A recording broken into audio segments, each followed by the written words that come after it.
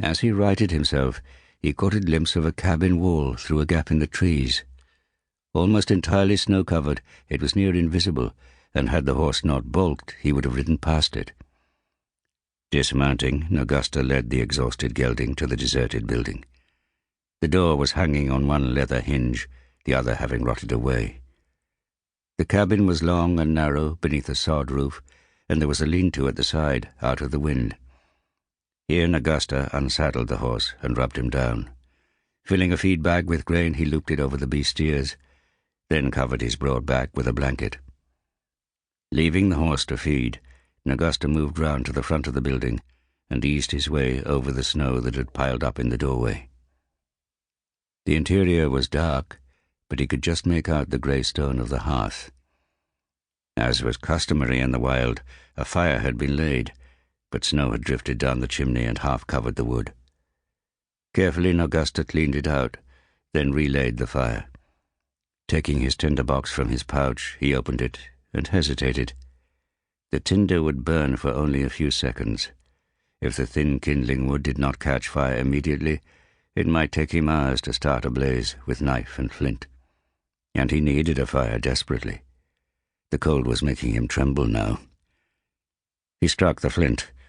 The tinder burst into flame. Holding it to the thin kindling wood, he whispered a prayer to his star. Flames licked up, then surged through the dry wood. Nogusta settled back and breathed a sigh of relief, and, as the fire flared, he looked around him, studying the room. The cabin had been neatly built by a man who cared. The joints were well crafted, as was the furniture, a bench table, 4 chairs, and a narrow bed. Shelves had been set on the north wall. They were bare now. There was only one window, the shutters closed tight. One side of the hearth was filled with logs. An old spider's web stretched across them.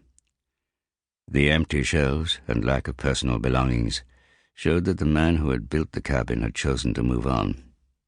Nogusta wondered why. The construction of the cabin showed a neat man, a patient man, not one to be easily deterred. Nogusta scanned the walls. There was no sign of a woman's presence here.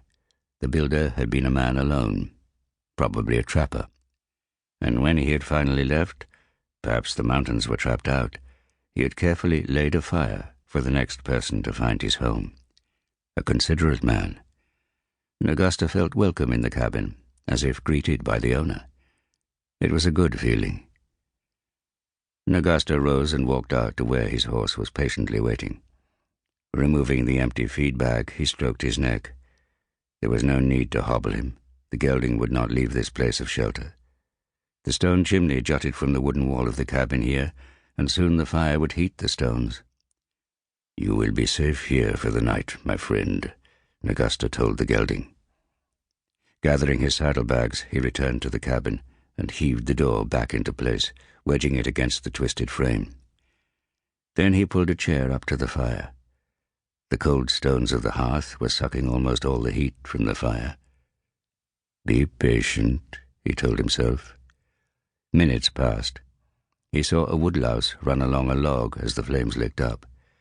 Nogusta drew his sword and held the blade against the wood, offering the insect a way of escape. The woodlouse approached the blade, then turned away from it, toppling into the fire. "Fool," said Nogusta, "the blade was life."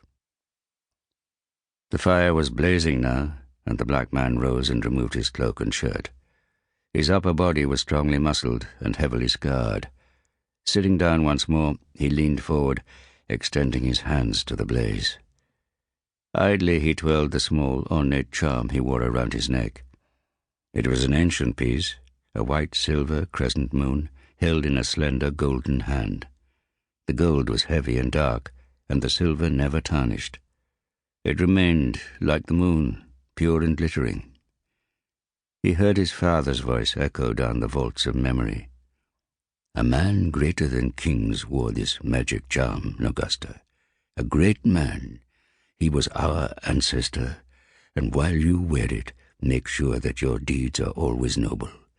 If they remain so, you will have the gift of the third eye."